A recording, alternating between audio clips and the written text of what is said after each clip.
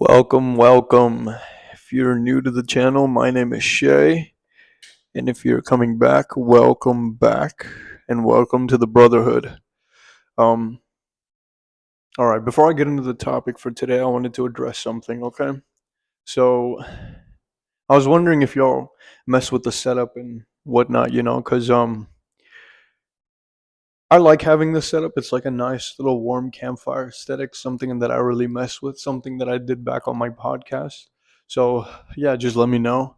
And then second thing is I thought I'd do it because instead of me sitting somewhere, I like pacing around more. I feel as though my ideas are more fluent and it's just like walking around. And then last thing was, I know this little beeping sound behind me that's very, very sharp will get annoying. So please just bear with me. I'm gonna look to put the batteries back in this thing soon enough. But yeah, let's get to the topic, right? Shall we? So today I wanted to talk a little bit about um a taboo topic within the Muslim community, relationships, specifically romantic ones. But I guess this applies in other areas as well, if you'd like it to. I wanted to talk about this because I feel as though within our generation, I guess Gen Z, you could call it, we go through a lot of these things that I don't think a lot of our parents understand sometimes. And although they might, they have different ways of dealing with it. And they lived in a different area than they grew up in a different world than we did. And so the world we grow up in, a lot of us tend to see relationships all around us, right? And the first thing that a lot of the times comes to mind as someone, if you are Muslim, or if you're, like if you grew up in a Desi household, maybe you didn't, is you think you're not enough, right? Because this idea of, if you don't get a certain grade, if you don't become a certain thing or take part in a certain career, then you're not enough. And that kind of also ends up translating into relationships, where if someone does not find you attractive for whatever reason, you think you're not enough, right? And that's certainly been the case for me, possibly for you as well.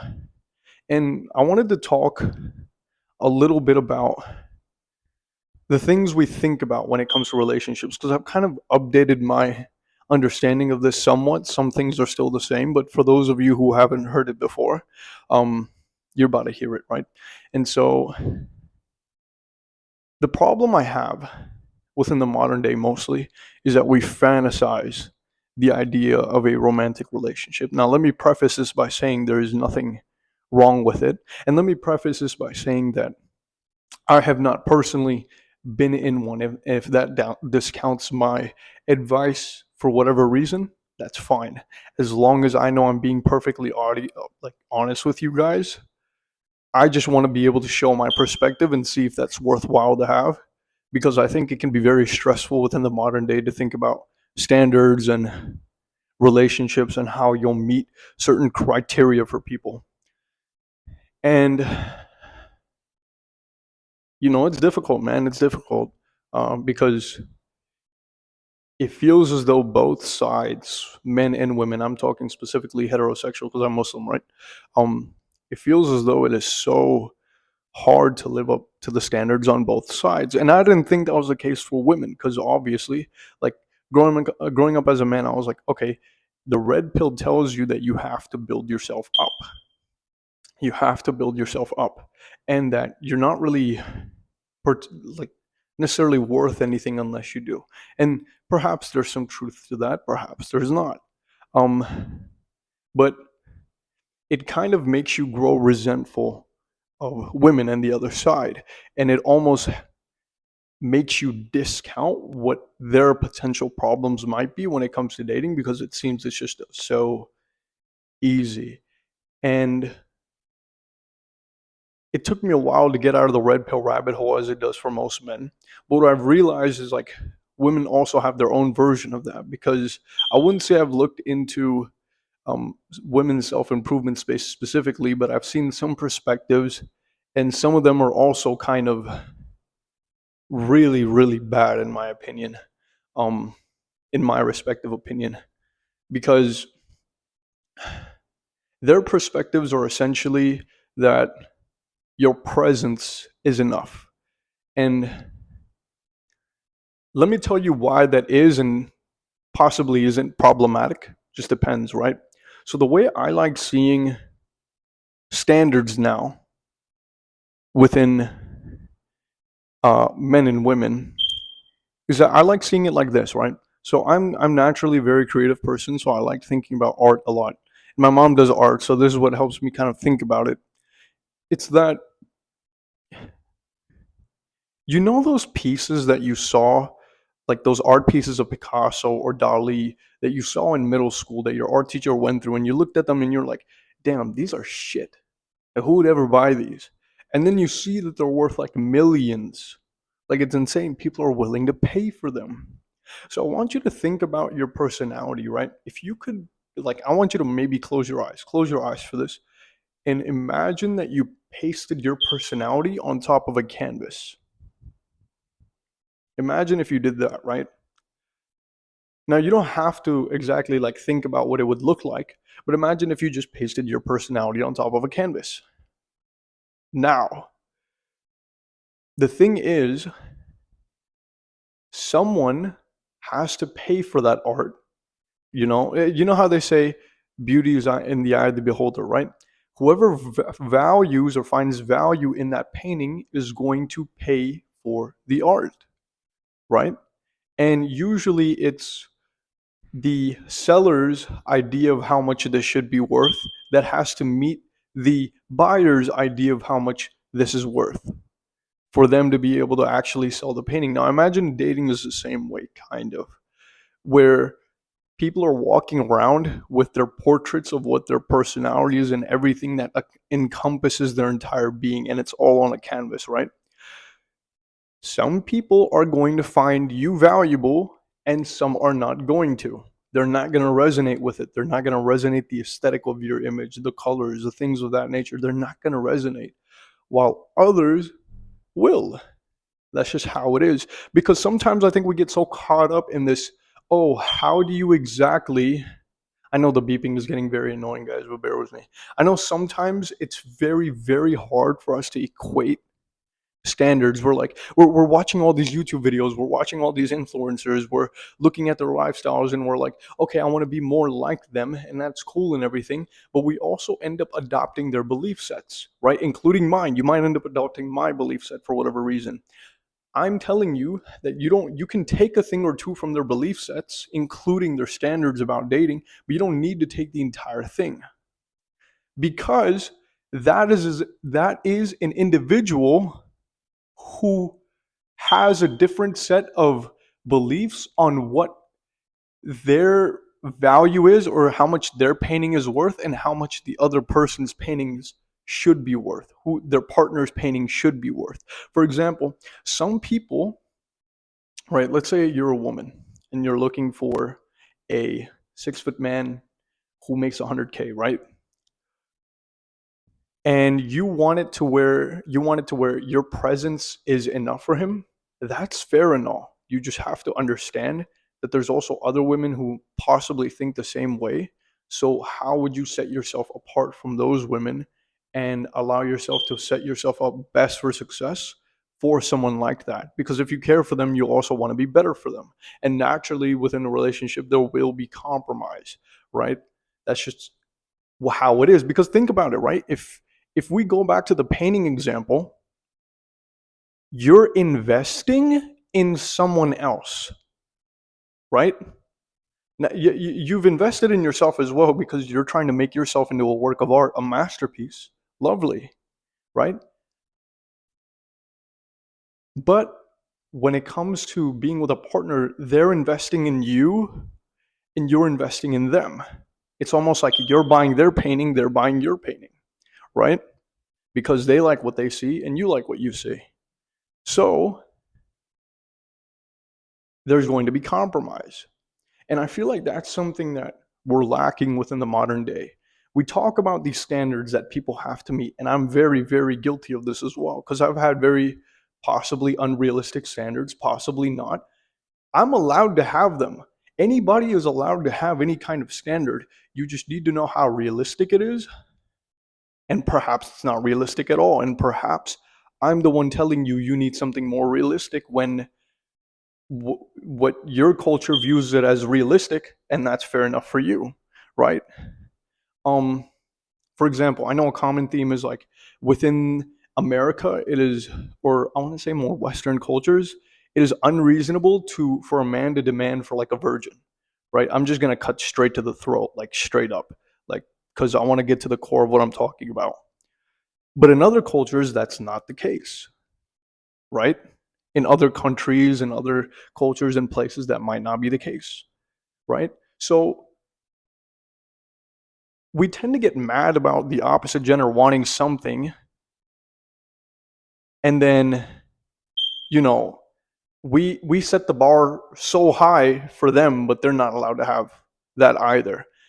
And this is very, very problematic because you're constantly getting into this how high of a bar can you set kind of mentality, and you're feeding your ego because you think you deserve it. But that's just the thing. What do you think you've done to be able to deserve that, right? Because if you're going to expect something out of your partner, right? Have you also expected something similar out of yourself? Now, I'm not saying it has to be equal. Everything has to be 50-50. But like, is it equitable, right?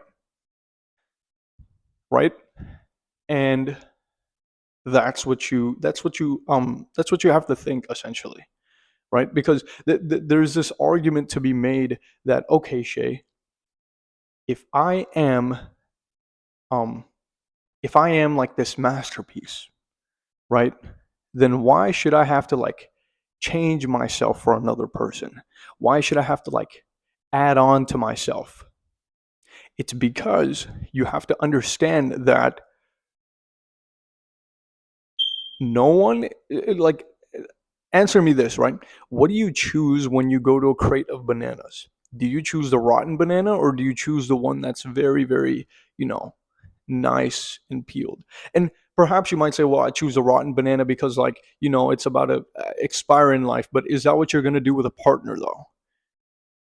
And I'm not saying you're choosing someone rotten, like heart wise or core wise. You're just choosing someone that isn't as um, successful as another person, right?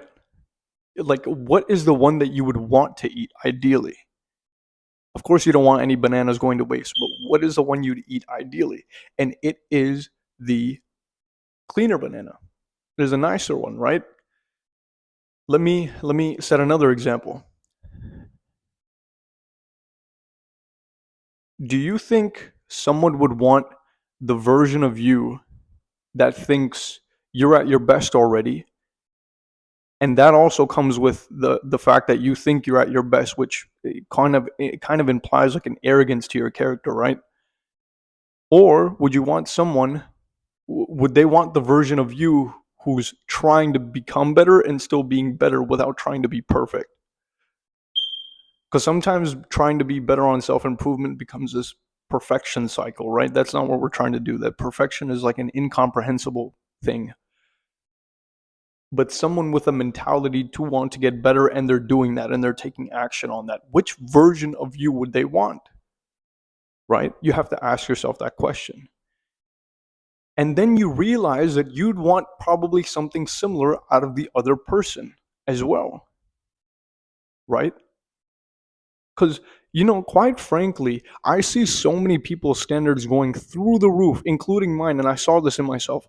The standards are going through the roof, but no one seems to be even close to meeting these standards on either end. So, what's going on here? I think we're being made to believe that we deserve a lot more than we should get.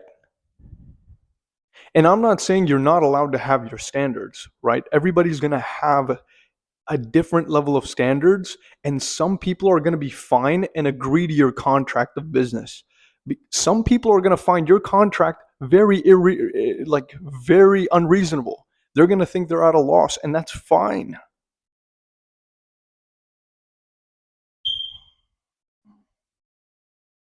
For example, if you demand that you want a man that is 6 foot, or you demand that you want a woman that is a virgin, I think that's honestly perfectly fine. Now, I know a lot of you that might be triggering. It's like, why is that fine? Why is that fine? Because height is genetics, Shay. You can't change that. You know? Oh, it's unrealistic to think that you could ever have a virgin, Shay. That's very unrealistic. And then some of you might argue, well, being a virgin is a choice, while being tall is not. It's like, then how can you think those two things are like synonymous? It's because if a person wants what they want and they're not willing to compromise, even if they know, even if they realize that that is not a good indicator of a long term successful relationship, then that's what they want, bro. That's what they're attracted to at the end of the day. And I think that's perfectly fine.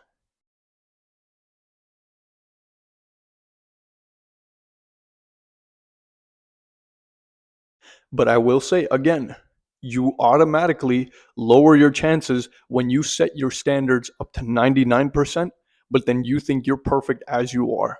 You immediately lower your chances. I'm not saying it's impossible because there's so many variables in this that it's very hard to predict, but why not set yourself for the best up for the best success?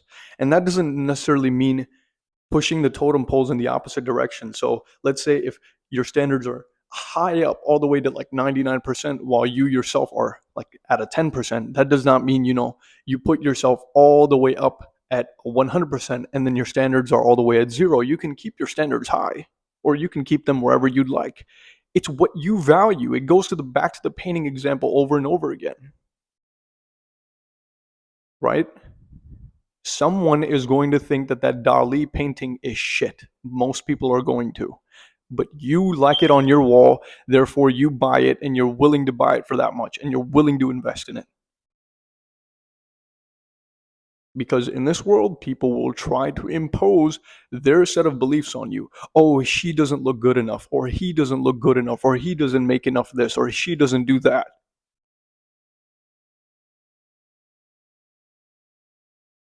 But you like what you like. So why the fuck do you care?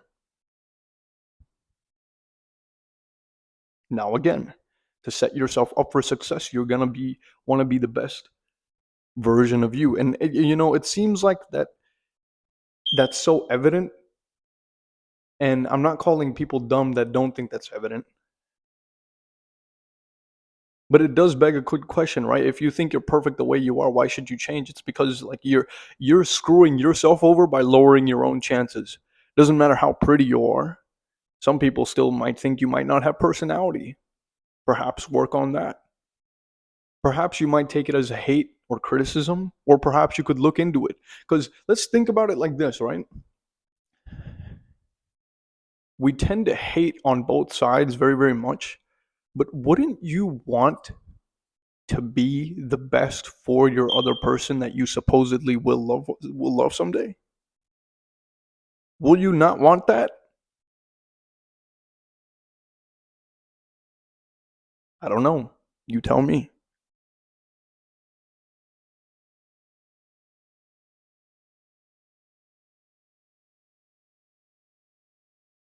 I want you to let that sink in for a moment while I take a break to kind of think about some other things I haven't talked on. But think about that painting example that I just set you up with, right? Let me go over the brief few points, right? So all these influencers and YouTubers, they might not have bad intentions or anything when they tell you what you should be looking for, because I think what they really want is your best interest at heart in terms of, hey, look, you shouldn't be disrespected and you should not, undersell yourself either. You know, you shouldn't undersell yourself. Let's go back to that painting example, right? Let's go right back to it. Let's say you find someone to be fully worth the value and you're willing to invest in them. Boom, you've done it. They don't see that investment. They might kind of see it and they force it, but you're willing to undersell yourself. You're like, here, I'll cut the price down a little bit for you. So now you'll buy my painting.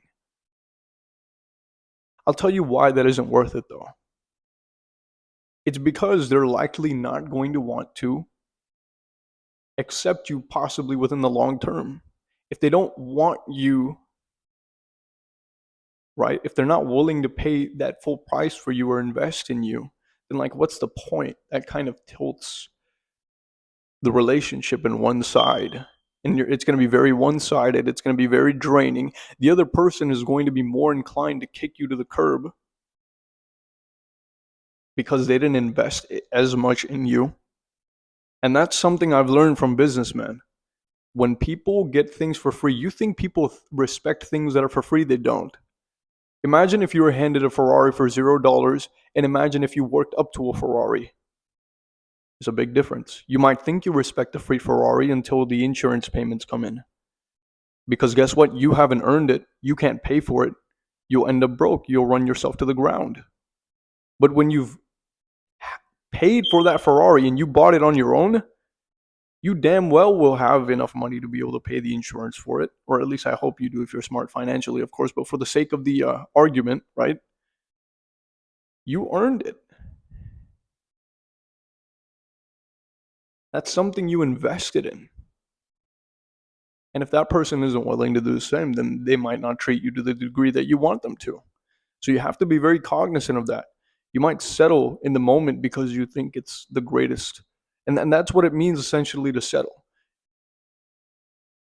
It's almost like you're settling for yourself being at a lower, like being undervalued by the other person, which isn't the fault of the other person, it's a fault of yours. So you have to think about that. One other thing is sometimes people don't portray their full authentic selves because they know that a part of them will not be looked upon well if they show it. Now, perhaps that could do with their creative side. Perhaps that could do with things they've done in the past that they're not proud of. Perhaps that's a part of them that again, like a creativity aspect. Because I highlight that one because it tends to be a common one. Like people don't want to do creative things because, well, it's not looked well upon by society, and there's no real value in it as perviewed by society. But I mean, look around you. Look at what I'm doing right now. Look at what you're watching right now. You're watching someone be creative with their art, essentially. And I know that might sound a little corny, but think about it, right? I'm doing my own thing, much like other creators are as well. They're being creative, it's paying off. But sometimes you're afraid to show that because you're afraid of what other people might think of you. And so you suppress that. Or you suppress it because you know you'll be judged. And I'm going to say this right now, you're at fault for that. Because you know what that's like? That's like if you invest in the other person's painting, again, we're going to go back to the same analogy, and they want to invest in you, and what they think they're seeing is a whole painting, but really half of your painting is covered in curtains. They can't see the whole thing. What they think is what they think they see is something beautiful, right? And they think perhaps maybe it's more beautiful under the curtains. But you decide to hide it because you don't think it's particularly beautiful. And now there might be a couple of good reasons you might think that, because you think society doesn't favor some things while it does, well, might favor others. And at the end of the day, it's not about what society thinks, it's about what the individual who's trying to, you know, who's trying to like see whether you're worth it or not. That's all that matters, whether they see it or not. Okay, and if they don't, it is what it is. They're not going to pay full price for it. That's fine. But portray yourself honestly. I don't care if that comes to your body count. I don't care if that comes to your, I don't know, your way of dressing, your creativity, your goofy laugh. I don't care what that is, bro. Because what if they end up buying that painting and then they find something under that curtain that they didn't like?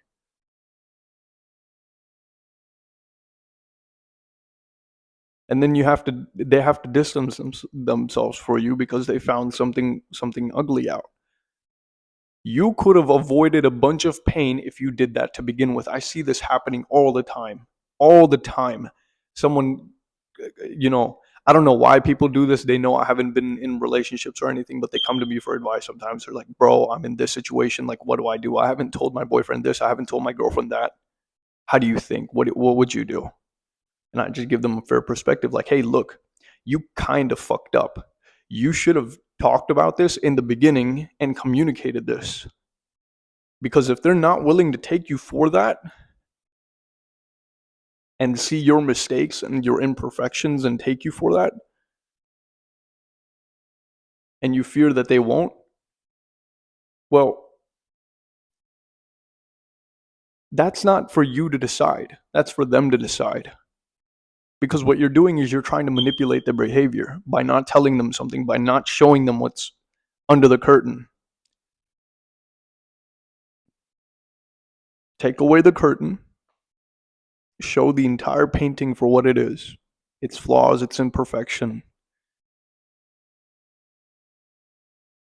And if they buy it, they buy it. And if you're really shameful for some of the things you're doing, realize this right now. If you're afraid to show and take off the curtains from your painting, why is that? Why is that? Think about that. Is it something you need to stop doing? Is it something you need to work on?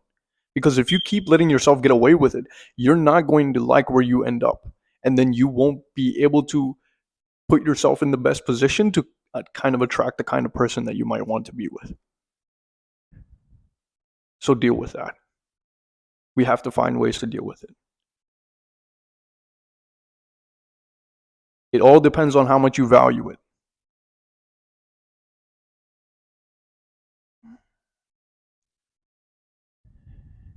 Now, again, let me say this one more time.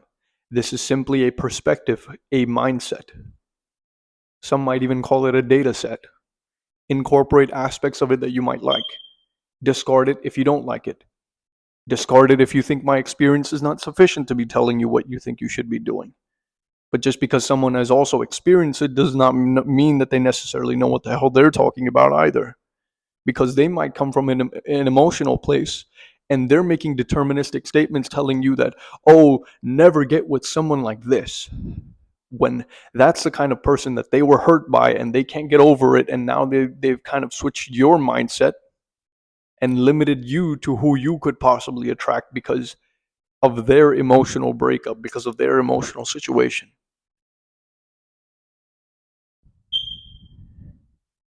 Do not take what everybody says as law. Adapt it to your circumstances, like the standards that I'm talking about, because this is my perceptions of the way I view standards. Perhaps you view it a different way. Perhaps you take something from this again, like I said.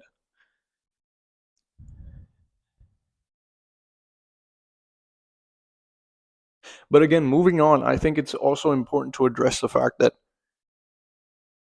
although we get caught up in these standards and relationships, again, it's important to realize that relationships might not necessarily be all they're meant to be. You go onto social media and all you see is the good side of how it's all going, how they're holding hands, how, they went and got a drink together, but you don't hear the arguments that happen late night. You don't hear the crying, the distress. You don't see what happens behind closed doors. You don't see the guy playing the sad song on repeat, sitting in a shower with hot water just running down his face, trying to think about where it all went wrong in the argument, in the breakup. Doesn't matter. This isn't no joke. This really messes with people, and I've seen it firsthand all the time.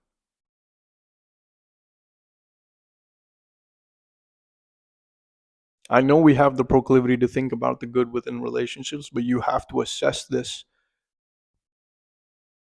properly. And I know, I'm very well aware that it gets very, very lonely sometimes.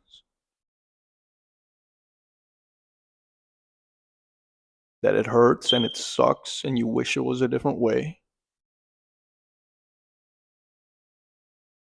Or sometimes you may wish you had a friends with benefits just to, just to have your needs met. But I don't think that's the right way to go about it at all.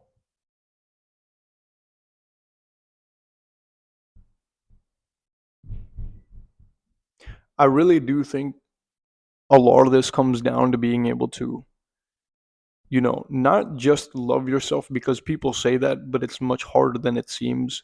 And it is really, really difficult sometimes. But also to find yourself and, delve down into spirituality. I'm not perfect. I tell people to journal all the time, but sometimes I fail. I try to meet my 5 prayers daily, but I fail. I'm trying very hard to go all in on myself, just like I know you might be trying to as well. So that in the future you can have and you can be the kind of person that you want. But also be very careful of some of your standards, right? Again, because perhaps you might be demanding for more than what you are right now. And it hurts to admit that. I know it sucks. Because what you're saying in some form is you might be a little bit insufficient. But that's okay. It just means we could be a little bit better. Not perfect, but just a little bit better. And we do that day by day. Start to find some love for ourselves.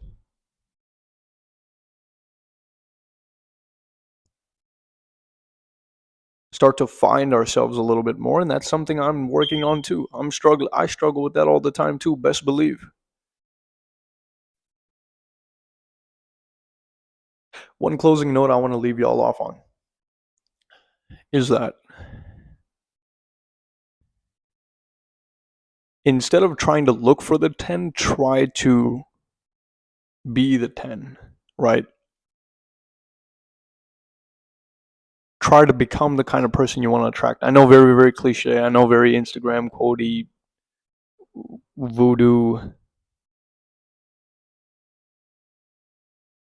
But the question quite often becomes, how do I find the right person? But then you realize when you really dissect that question, what you're asking yourself is, how do I find someone that molds around the version of me that I am right now that I don't want to change, because it's too hard to change me, because it's too hard to work on myself. Instead, how about we ask, how do we become the right person? Because again, it goes back to, our standards are very, very high, which is great and all. Don't get it twisted. You're allowed to have that. But please understand that you also have to work up to that as well.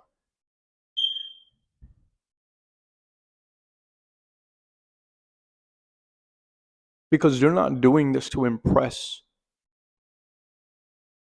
other people, like, oh, this is my wife, this is my husband.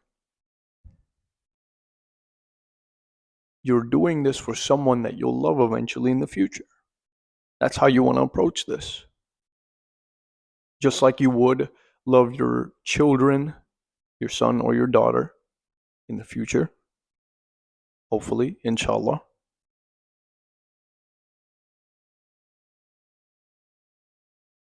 How can I be better for that person?